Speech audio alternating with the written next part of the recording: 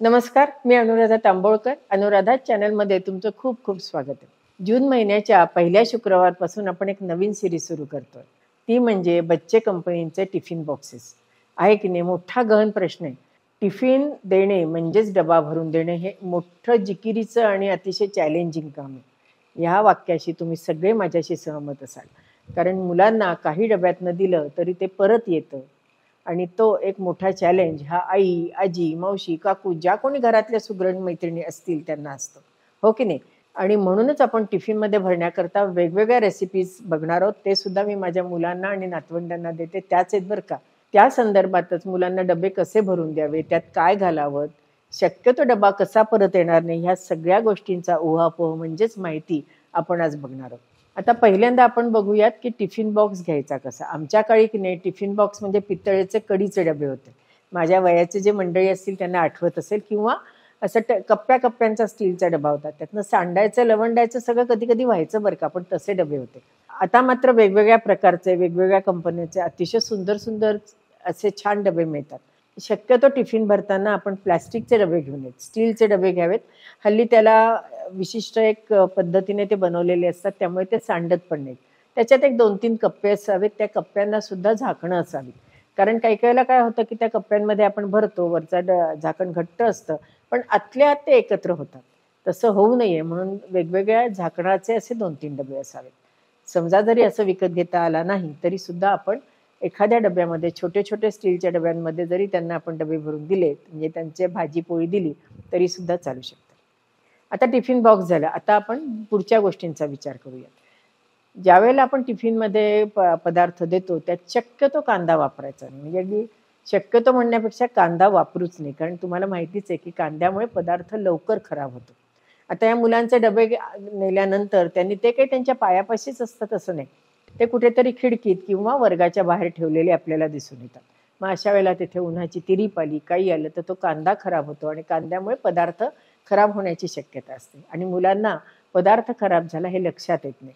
त्यामुळे शक्यतो कांदा घालून केलेले पदार्थ देऊ नयेत. नॉनव्हेज, अंड म्हणा किंवा हेही शक्यतो देऊ नयेत. किंवा स्ट्रॉंग मसाला असलेले जे असतात, छोले केले तरी अगदी स्ट्रॉंग चमचमीत चमचमीत म्हणण्यापेक्षा स्ट्रॉंग मसाले घालून केलेले जर छोले किंवा इतर गोष्टी आपण दिल्या, भरपूर आलं लसूण घालून केलेल्या जर आपण गोष्टी दिल्या, तर ज्यावेळेला मुलं जेवायला बसतात आणि त्यावेळेला तो डबा उघडला जातो त्यावेळेला अतिशय भपका त्या जेवणाचा येतो. आणि जर समजा खोबरं, कांदा हे गोष्टी जर आपण वाटून त्या पदार्थाला लावलेलं असेल तर ते कदाचित खराब होण्याची शक्यता असते. या सगळ्या शक्यता मी तुम्हाला सांगते आणि हे होतं म्हणजे मी बघितलंय. तसंच भाताचं सुद्धा. ज्यावेळेला आपण भाताचे प्रकार देतो तर सकाळी केलेला भात दुसऱ्या दिवशी सकाळी त्यांना डब्यात देताना तो नीट खाऊन बघावा, गरम करून बघावा. एखाद्या वेळेला तो भात विशेषतः उन्हाळ्यामध्ये खराब होण्याची शक्यता असते. त्याच्यात भाजी घातल्यानंतर तो खराब जर झाला तर त्याचा वास कसा येतो हे मुलांना समजत नाही आणि तो खराब भात ते खात नाहीत. तिथे सुद्धा प्रॉब्लेम येण्याची शक्यता असते. म्हणून ज्यावेळेला आपण भाताचा प्रकार देणार असू त्या दिवशी आदल्या दिवशी भात म्हणजे संध्याकाळी भात शिजवून तो फ्रीजमध्ये ठेवावा आणि मग त्याचं आपण काय आपल्या पद्धतीने जी रेसिपी करायची असेल भाताची ती करून आपण त्यांना देऊ शकतो. आता काय देऊ नये याच्याबद्दल बोललो, परंतु आता डबा कसा भरावा ते बघूयात आपण. डबा भरताना मुलांच्या आवडीचाच डबा दिला पाहिजे. ज्यावेळेला आपण डबा भरतो त्यावेळेला बऱ्याच वेळेला काय होतं की घरात जी भाजी असेल, आपल्याला आवडीची भाजी असेल किंवा आपल्याला जी पटकन जमणार असेल ती भाजी आपण भरभर करतो आणि मुलांना देतो. परंतु ती भाजी जर त्यांच्या आवडीची नसेल तर मुलं डबा खात नाहीत. मुख्य म्हणजे आपली मुलं दिवसभर उपाशी राहतात. त्यामुळे शक्यतो मुलांच्या आवडीचा डबा देणं आपल्याला आवश्यक आहे. आता डबा भरताना सुद्धा त्याच्यात प्रोटीन्स म्हणा, कॅल्शियम म्हणा, नंतर आणखीन विटॅमिन डी म्हणा, ह्या ज्या ज्या गोष्टी त्यांच्या प्रकृतीला आवश्यक आहेत, त्यांच्या वाढीकरता आवश्यक आहेत त्या जरूर दिल्या पाहिजे. त्याच्याकरता आपल्याला भिजवलेले छोले शिजवून थोडेसे किंवा मोड आलेले मूग म्हणा, भिजवलेले दाणे, भिजवलेले बदाम ह्या गोष्टी आपण त्यांना त्याच्यामध्ये 5-6 तरी द्यायला सुरुवात करावी. आपले भाजलेले फुटाणे सुद्धा अतिशय पौष्टिक असतात, तेही आपण देऊ शकतो. मखाणे देऊ शकतो, राजगिऱ्याचे लाडू देऊ शकतो, राजगिऱ्याचा छानसा चिवडा करून देऊ शकतो. असे अनेक पदार्थ आहेत की जे आपले पारंपरिक आहेत परंतु ते पौष्टिक आहेत. नंतर सलाड बऱ्याच वेळेला आपण देतो. तर सलाड देताना त्याच्यामध्ये आपण लिंबू पिळून कधी देऊ नये. कारण लिंबू पिळल्याशिवाय सलाडला चव येतच नाही. मग आपण जर लिंबू पिळून दिलं तर त्याचं पाणी त्याच भाजीला सुटतं आणि मुलं खात नाही. त्यामुळे छोट्याशा एखाद्या पिशवीत किंवा एखादी छोटी डबी ठेवावी, त्याच्यात त्याचं ड्रेसिंग द्यावं. त्या लिंबाच्या रसामध्ये थोडंसं मीठ म्हणा, मिरपूड म्हणा अशी घालावी आणि ती छोटीशी डबी त्यांना द्यावी. म्हणजे ज्यावेळेला ते सॅलड खातात त्यावेळेला ते मिक्स करतील आणि त्यांना त्याची चव येईल. तसंच मुलांना जेवताना थोडंसं गोड खायची सवय लावावी.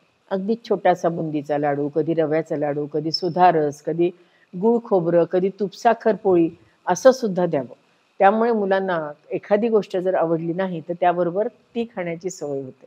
मुलांना डबा देताना त्याच्यात एक चमचा, एखादा टिश्यू पेपर किंवा एखादा नॅपकिन 5 दिवसाचे 5 नॅपकिन ठेवावे, रोज तो धुवायला टाकावा. खाली जर ते बसत असतील तर एखादं छोटंसं जुना टॉवेल म्हणा किंवा जुना नॅपकिन द्यावा. आणि मुख्य म्हणजे त्यांना पाण्याची बाटली ही द्यायला विसरू नये. तेही सांगायचं राहिलं, पाण्याची बाटली भरून फ्रीजमध्ये ठेवून द्यावी, म्हणजे ती गार होते आणि निदान दुपारी 2-2:30 पर्यंत तरी ते पाणी गार राहतं.